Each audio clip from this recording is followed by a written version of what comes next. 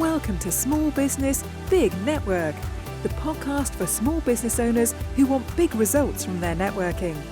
I'm Liz Drury, a freelance voiceover artist who knows that if you're not working, then networking could help. Matt Hall is an entrepreneur, a coach, and a podcast host. He says that when it comes to building your network, then consistency is key, and it's something that you should be working on every day. He also thinks that having a podcast is a great networking tool. Thanks very much for being my guest on the podcast today, Matt. Hey, it's good to be here. Thanks for having me. Now, you are a life and business coach, you're a speaker, a world record holder, an entrepreneur, a TV personality, a podcast host. There's a lot to unpack there. Stop it. It makes me sound really good. I can assure you I'm nowhere near that interesting when you get to know me. I don't want to speak to you now then, Matt. Yeah. No, so let's start at the beginning, shall we? So when you were at school, did you have an idea of what you wanted to do when you left? I always wanted to perform. I think as young as I remember trying the sports, and I did a bit of football, did a bit of rugby. I think the only goal I ever scored in football was an own goal. That was it. And it was a really funny story, actually. My uncle said, if you can just score a goal today, I'll give you, I think it might have been like 20p or £1 or whatever. And it happened to be the day that the ball bounced off my knee and went in the net of our team. And he went, well, I did. He said, to be fair, I didn't tell you which net, so he still gave me the money. That was my only success in sport. But I was very lucky. When I was about 8, my parents said, let's just try him at some sort of performing arts classes and things like that. And I just knew there was nothing at school and nothing else really that appealed to me. I just wanted to do something where I could use my voice, I could, get out there on a platform and inspire people really. And in an interesting way, that's kind of what I do today. Yeah. Can you remember what your first performance was? Yeah, the very first one I did like a little showcase in a place called Bingley near where I live, Bingley Arts Centre, and it was just like a bit of a choir sort of group thing, and I wasn't a natural because I really struggled with confidence, and I was quite a shy person. My parents would always say when I was at home, I'd be larger than life. But as soon as we went out in public or there was strangers, I actually really struggled with confidence. So it's interesting thinking back over those years that confidence really has been something that I've, that's a skill, I guess, in a way that you learn. It's not necessarily just something you're born with. Yeah. But those first few years, they were great. They taught me so much. And I think I did gain so much confidence because I was doing that kind of thing so young. Yeah. So when you left school then, what was your first job after you left? Funny thing, I don't think it's funny, it's just a fact. But the thing about me is I've never actually had a job. I honestly believe I'm unemployable, especially now. I did sort of have a part-time sort of job when I was 16. Mm-hmm. And that was just working in Nando's for a bit of extra cash. Yeah. And I was very lucky to do a few TV roles around that same time as well. Yeah. But I was just kind of a self-employed actor, performer. And then I joined a tribute band, and then I was performing in that for many years. But then when I was 19, I set up my own business, and I've never looked back. And that doesn't mean that I haven't had tough times, because it has been tough running your own business and now businesses. But just very early on, I guess, I just knew I wasn't made for the working world, or I guess more conventional ways of earning money wasn't for me. Yeah. So tell me about the first business then. What was that? So that business was, as I said there, I was in a Take That tribute band, and very early on, we were kind of like, we loved working with each other. We enjoyed the job. I was 17 years old when I joined that band. And we were, from somebody who was just doing part-time shifts in a restaurant to now getting paid hundreds of pounds a weekend as a 17-year-old, basically getting to perform. It was like, I've made it. This is the dream. Yeah. But the truth is, our manager really wasn't a nice guy. And we weren't happy working with him. So we was kind of like, we want to keep going, but we want to leave him. What do we do? And that is literally where the idea for having a business came. It was just, well, I'd done a few acting jobs. I was living at home with my parents. I had a few £1,000s saved up.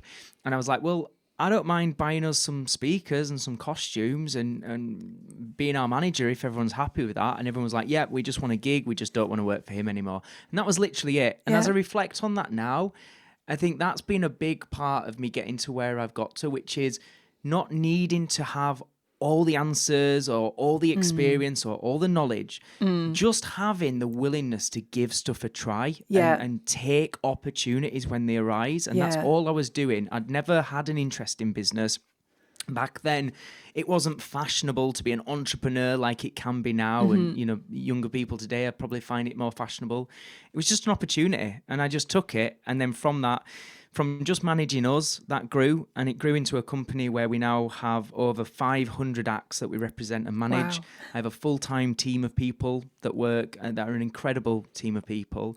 And yeah, it's a fully functioning, successful in inverted commas, because obviously success is subjective. But yeah, it's a great business 15 years later that's still going. Yeah.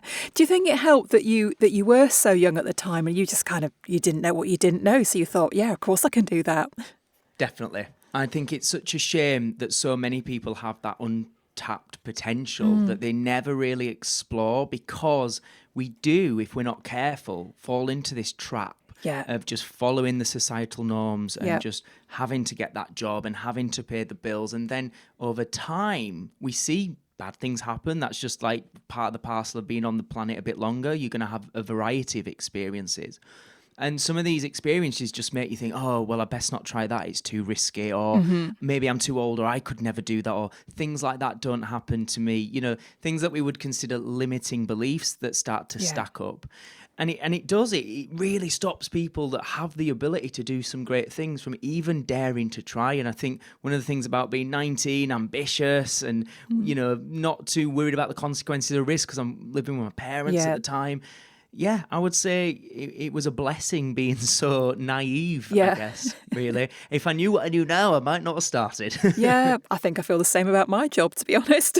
Right, okay, yeah. It is. I think there's something to be said for that, not knowing everything. And I think, again, it's a bit of a juxtaposition, because people feel they can't do something unless they know everything. But actually, I have a bit of a motto, which I say, which is just learn from doing. There's no better teacher about what works and what doesn't than real experience. And I'm a big believer in that. Yeah, absolutely.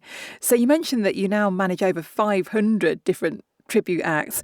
Who hires your acts and where do they go to? Oh, they go everywhere and anywhere, within reason. So, I mean, it's just been a phenomenal business. And I've got to say, I kind of feel a little bit of a fraud talking about the success of that business, because it really is now. We've got an amazing team and we've built up an incredible, you know, we've got great processes and systems in place.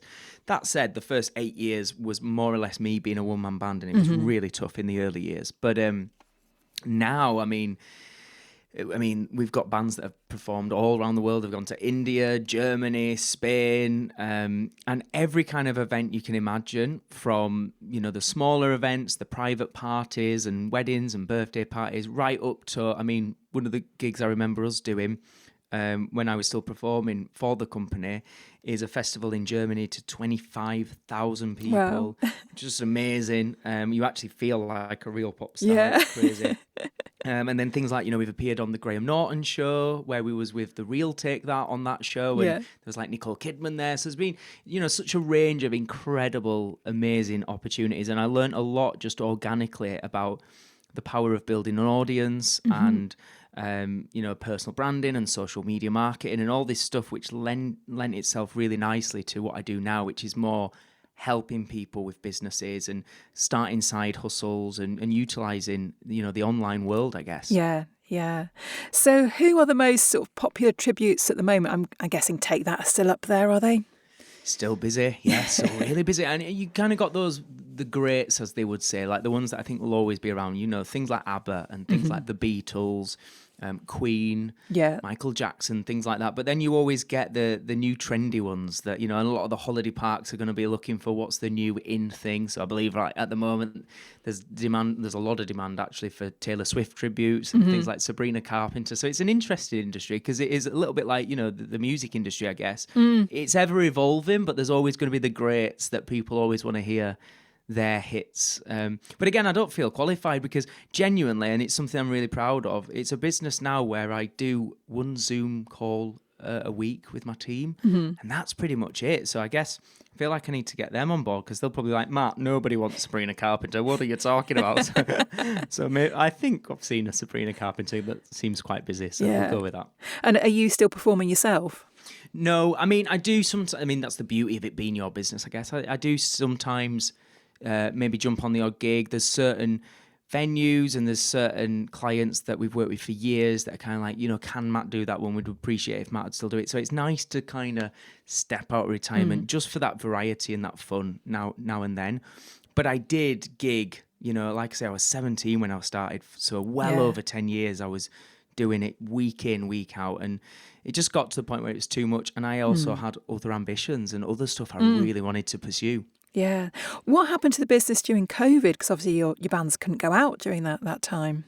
Yeah, it literally, it was a horrible time for us. And it was really sad and really uncertain and all that kind of stuff. And really frustrating as well, because our kind of business just didn't seem to qualify for any of the actual help and support. And the good thing is, my team, they were on furlough and they were looked after to a degree, but it was just a really hard time. But the blessing in that, and something that I talk about a lot and I teach, is about, wherever there's a downside in life, there is always an equal upside if you look for it and find the opportunity. So it kind of, around that time, I'd already been, I had my podcast out and I was already really focused on the direction I wanted to go in was more around helping people when it came to things like personal development, mindset, starting businesses. So I'd already been on that path for a few years and had a podcast and we'd, done some great things with that. And then because I wasn't able to perform and the business wasn't able to trade, that meant that I doubled down and really went sort of full focus into the online stuff and the coaching. Yeah. And I kind of think would it have been as successful had the other business have been going? Possibly not. Yeah. So it kind of worked out for me. Yeah. So let's talk about that side of your business now and Success School. You wouldn't know I was a voiceover artist, would you? Can't it's a lot of S's. Get your S's out. So tell me about that and how it started and what you do. It started because probably around about 10 years ago now, I was at a point in my life where I just felt like I'd been following those metrics to success that we were told we should follow. So things like, trying to be famous and be well established, trying to make great money and become successful in that way. And it led me to a position where, going on for 6-7 years into my business, I was completely burnt out. And I was actually, struggling. I'd put on weight. I was working 7 days a week. I was having very little sleep. I was quite short-tempered and frustrated in my life. And I kind of thought, wow, like I've followed what they told us would bring success. And I had this naive, again, I guess, vision of by 30, I'll be a millionaire. I'll be, financially stable. I'll be married with children, own my own house, all these kind of things that a naive 17-year-old, I guess, would potentially think. And then I got to a point, I was about 27, 28, and I was like, being 30 years old is just around the corner now. And my girlfriend and I, we'd been together at the time, 7 years, or nearly 7 years. And we broke up and it was a really hard time. And then I got to a place where I thought all my sort of late teens and early 20s, when most people were out having fun and going to university and partying and discovering themselves, I have spent those years working 7 days a week. Yeah. Really hard building a business because I had this belief in work hard now and have the rewards later. And it hadn't happened. And instead, I didn't have the marriage. I didn't have the children. I wasn't financially doing very well because any money we made, I put back into the business. And, we were just about breaking even a lot of the time. Still living with my parents. And I just thought, what has gone wrong here? And I started to resent my business. I didn't want a business. I didn't know. I just had a little bit of a breakdown, to be honest. And that was the point where I was like, well, what is success really? What is it all about? And I came through that time and I discovered this thing called self-development and mindset, and it totally changed my life. Yeah. And my cousin and I started working out in the gym. My cousin was a personal trainer, still is. And we were just having these really in-depth conversations about the meaning of life and what success really is, and health and well-being and relationships. And back then we just said, wouldn't it be great if not only we could put this out there to help other people just listening in, but also we could bring guests on the show that are different experts in different fields. Now, it might sound like that idea today is like, well, everybody's doing that. But back then, around 2017, 2018, when we started thinking about it, podcasts weren't as well known as they are now. No. So we just had this idea, and a very long story short, it became a huge business with hundreds of people that I've helped now. It was more than just a passion hobby. I became a coach. And we went on to break a Guinness World Record as well with that podcast. So it's just been an amazing journey with lots of ups and downs, but lots of great lessons. Yes, so tell me about the record. So there's something that I teach people called the success cycle. And that is something that a guy called Tony Robbins, some people will be familiar with, he talks about. And it talks about these 4 simple components that will help you understand how to be successful, or if you're not where you want to be, why you're not there. And it's really simple. There's 4 things. Number 1 is beliefs. Number 2 is potential. Number 3 is action. And number 4 is results. And these 4 things are all linked. So what you believe to be true about your potential will then dictate the sort of actions you take. The actions you take will then dictate the sort of results you get. Yeah. And then this is the genius bit, why it's a cycle. Those results that you get then feed back into your beliefs. So if you have low beliefs about what's possible, you'll take small actions, you'll get small results. And then what does that do to your beliefs? It goes, told you so, told you I couldn't do it. And when I started to learn that, and it sounds really simplistic, but when I really understood it and dived into it, I was like, oh my God, this is so true. So many of us are walking around with these limiting beliefs, holding ourselves back, taking small actions, getting small results. And I just flipped it. And I was like, what would happen if you just started to really adopt the belief anything is possible? Yeah. Like if somebody else has done it before, why shouldn't I, or whatever? And that's really what drove us through doing this podcast, because we were just 2 lads from Bradford, never been on a podcast before, never been presenters before, anything like that. Podcasts weren't even that big. Like, who were we to believe that we could do that? But we adopted that belief. We took massive action. We had a really successful launch, had a great show. And then a year after launching that podcast, obviously at that point, our beliefs are pretty high. We're like, yeah, we're doing all right here. This is good. We've been in the top iTunes charts and all this good stuff. Had some amazing guests. And for the 1-year anniversary, I just said to him, we need to do something to celebrate this. And I just said, is it a bit mad? Why don't we just try and do something that nobody in the world has ever done? And he was like, yeah, it's a bit mad, but go on, I'm listening. And I was like, well, why don't we find out the longest podcast in the world? Like, what's the longest? I think the actual title was longest live audio stream, something like that. And we found out the current record holder, it was something like 50 hours of unbroken podcasting. Yeah. And we went, right, let's do it. So we got everything together. It was a lot of organising. And it was 2020, I think, or 2021, I can't remember. But we broke the world record for longest live audio stream. I think we did just over 53 hours. Yeah.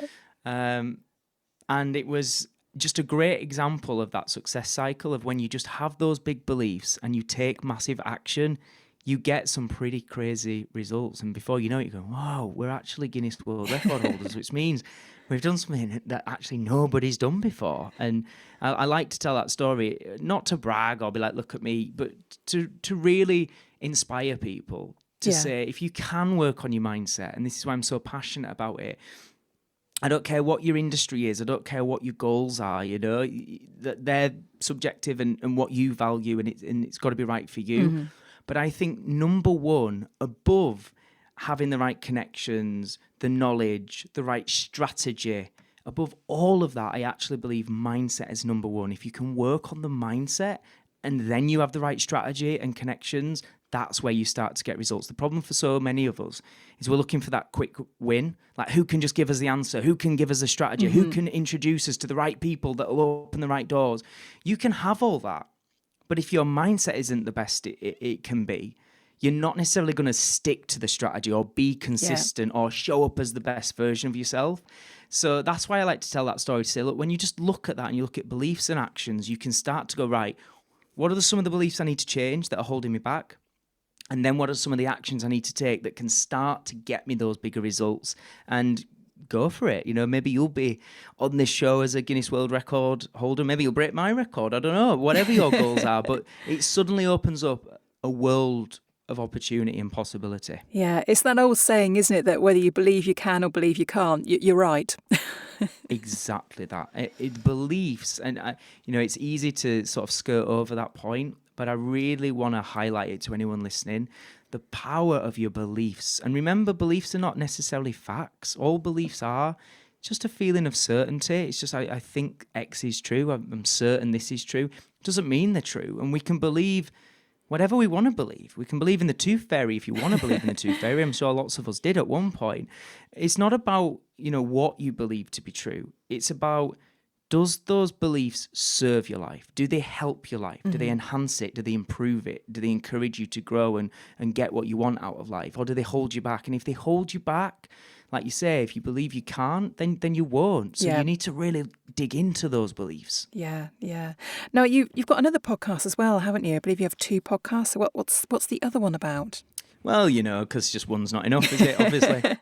No, so it's a newer podcast. Kind of years down the line of doing the interview stuff, and I still love it and I still do it. I kind of got to a point where I felt like, but there's a lot of people doing it, and there's much more famous, popular podcasts than mine doing similar stuff. Things like Diary of a CEO and School of Greatness, and similar shows in that same sort of genre of self-help and mindset. And I thought what people actually need is sort of some of my target audience. As I say, they're like people that maybe have a full-time job, but they want to make more income on the side, and they want to start some kind of online side hustle, or maybe online coaches, or people that have an online business, but they're just kind of winging it like I was at the start. I thought, well, if I was in that position like I was, what would be really handy is a podcast I could put on every single week where it's just maybe around 20 to 30 minutes, something like that. And each episode, there's a specific topic around building that business that somebody goes into depth and gives guidance on. So that's what the new podcast is. It's called Online Business Mastery with me, Matt Hall, and you can type it in on Apple or Spotify or any of those kind of things. And every single week, every Monday, I put an episode out. Sometimes I'll get some guests on, but predominantly it's just me for around 20 to 30 minutes giving you specific advice. So it might be, for example, there's an episode I did on what business should you start? If you're just like, I know I want a second income stream, or I need to do something, but I've just no idea where to start. I've done an episode on it. An episode on how to start. I've done an episode on how to build your audience. All these kind of steps that we go through. I've tried to make it that this is a free resource where once a week there's an episode that will go deep on that subject, give you some tangible, actionable steps that you can take away, and then you can literally build your business alongside it. Sounds great. So as well as being a podcast host and guest, you've also been on TV. So tell me about that. Oh, the less said about that one, the better. Yeah, I mean, when I was younger, I did some great stuff as an actor. And then obviously when I started the business at 19, that was that. But in recent years, I mean, firstly, I will say I was really, really grateful and feel super lucky that I got to have a small involvement with a daytime television show called Steph's Packed Lunch. And I want to shout out that show. That was a Channel 4 daytime show with Steph McGovern. Ran for a few years. I was a part of it for 18 months, which was just like... I was what they call a lunch mate, which is where they just have like local guests and things like that that'll just give opinions on certain topical subjects that they'll be talking about that day. And that was great just to get back into and to be on a live TV set was such an interesting experience to do, every other week, which is what I did. And then when I was doing that, I just got a DM from one of the producers, and I think they were late in casting a new reality TV show. And at the time I was single. And I was just kind of like, yeah, I'll hear more about this. Yeah. Let's go for it. And we were told it was a show called Love Match. And the way that they explained it was it's just, it's not one of those drama-filled TV reality shows. It's not going to be like Love Island or anything like that. It's just about bringing normal people together. It's quite a wholesome dating show. It should be fun. And the concept we were told is... you'll be matched with somebody who's your perfect match. You'll go on a date, and then immediately after you'll live together. I was like, well, that sounds bonkers, but they were just kind of like, but it's just a bit of a social experiment just to see if moving in straight away with somebody who's your type, does that, amplify the dating process? Does it cause more problems than it does good? It's just an interesting, different characters. And I was like, do you know what? That doesn't sound too dangerous. Let's go for it. So, yeah, within a few weeks, we started filming. What we realised over time is it was actually not called Love Match. It was called Love Triangle. And the whole thing was about as toxic as it gets. No. I was fighting for this girl, me and another guy fighting for her. And it was just, it was just not what we were told it was. And because it was a first series and hadn't been done before, you don't have anything to go off. Yeah. So it was actually really hard. And I learned through that process how powerful your environment is and the people you spend time with. Because when you're filming something like that, you have no access to the outside world. You're not able to speak to your friends, your family, your loved ones. You don't go to work. You don't do anything. You're not on social media. You're just there 24 hours a day filming with this person. And, that's quite a difficult thing to do anyway, to film quite an intimate kind of connection with somebody in real time and know that people are going to watch it. But then to have all these twists and turns and heartbreak and upset, which I did, and in those moments not have your friends or your family or anyone to speak to, I actually found it that I would consider myself a relatively confident person and self-assured, but actually in that environment, I really actually wasn't, and I struggled. Yeah. So it just reiterated really that importance of getting around good people, and actually we're better as a team than we are when we're thrown into stuff alone. Yeah, yeah. So not something you'd like to repeat then? No. No. I mean, TV in general, I think it was an eye-opener, even though I thought I was wise to it. I think, I don't know, I'm quite a trusting person. So when you look in the whites of someone's eye and it's, even though you're doing reality TV and you hear the things you hear, I kind of still trusted them and took them at the word when they said they wasn't lying. Yeah. And then turns out they were. Yeah. But I think, again, I think if I was to do anything in TV again, I'd be more savvy to that and more aware. And I think also I just wouldn't take it as seriously. I'd be like, look, you know what you're getting into if you're going to do something on telly again. Yeah. These are the tricks that they play. You go into it with your eyes wide open, so just enjoy it for what it is or don't do it. So, never say never, I guess, is the phrase. Yeah. So let's come on to the networking part of the conversation now then. You must have a pretty impressive network having been in business for so long. Yeah. Yeah, I think network is a really fundamental part of any business. And I think, and that's the same if you're a performer. You are a business, obviously, if you're a performer. And there's that old cliche thing, isn't there? It's not what you know, it's who you know. Yeah. And there is an element of truth to that, Yeah. When I'm teaching business, I always say the heart of a business, the most important thing within a company is relationships. That's like what company stands for, doesn't it? It's other people, it's a group of people. And people are like, no, it's not, it's profit and it's money, that's the bottom line. And it's like, I understand that, people will say it's a hobby if you don't make money, but at the heart of it, what's below that profit? What drives it? And we had a culture that I created a long time ago in my first business, which was people first, profit second. So I think the way I look at it is the money will follow, and I think long term as well. I really think about longevity. That will all come and be good in the long run if first and foremost you're building solid, good relationships with people. So I think networking is imperative. I think it opens doors. I think it builds trust and reputation. And it's something we should all really take seriously and invest time into. Yeah. So how have you grown your network? And is it something that you have done deliberately? Yes and no is the honest answer. Bit of both.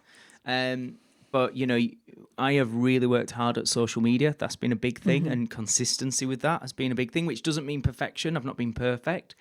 But a lot of that, creating content, YouTube's podcasts, going live, creating sort of short form content. I mean, pretty much from day one, I've been building a personal brand on social media. And then on top of that, it's things like going to networking events and purposely looking for events that are, are going to have your target audience or whatever it is that you do. Those people are going to be there. And actually, one of the best things for networking has been having a podcast, because it's a really good opportunity to get those connections with people that you probably wouldn't do if you couldn't offer them a podcast. If you can say to somebody, I've got this audience, I've got this platform, would love to have you on my show, that's a really good introduction that most people are going to say yes if they're wanting to promote themselves. Yeah. But when you do that, you have a chat like this where you actually have some proper time speaking about different subjects. So you really get to connect with that person. And it can be the start of a great relationship. So I would say a podcast is a really, really good move for anybody wanting to network more and build their connections. Yeah. So how do you keep your network up to date with everything that you've got going on? Well, it's a priority, is what I would say. It's making sure you make the time in your schedule every day to work on that network and, check in with people, create content every week, put out a podcast episode, all these things. It's like anything in life. They don't happen unless you are intentional about them happening. So it's about scheduling that in and making it a focus. And again, not beating yourself up about it not being perfect. There'll be times where you are busier and you're not as good, and then other times when you're a bit more, you do have time and you can be a bit better with it. But it's about a level of consistency and being intentional and prioritization, I would say. Yeah, definitely. So my final question then, Matt, if people want to connect with you and become part of your network, what is the best place for them to find you? I'm on most platforms, but I would say the one I'm most engaged on is Instagram. So please do come and give us a follow. It's at Matt Hall, which is my name, Matt with a double T, Matt Hall Official. Give us a follow, come and connect. If you want to drop me an email, the best email address is matt@successschoolgroup.co.uk. Obviously, I've got all the podcasts and all that kind of stuff. I'd love you to come and connect if anything I've said today feels aligned and you're interested in more. And maybe, if you're thinking of starting some kind of online business, that is a big thing that I help people with, and through my free resources such as my YouTube, my podcast, my content, but then also I have like my course that I do once a year as well, which might be of interest to people. So come and connect with me. If there's anything you want to ask me or anything you think I can help with, I guess just drop me a DM over there or an email. Wonderful. Well, I will pop all those links in the show notes so people can find you. And thank you so much for being my guest. Thank you. Thanks for listening to Small Business, Big Network. If you found this podcast useful, please do rate, review and subscribe. And don't forget to share it with the rest of your network too.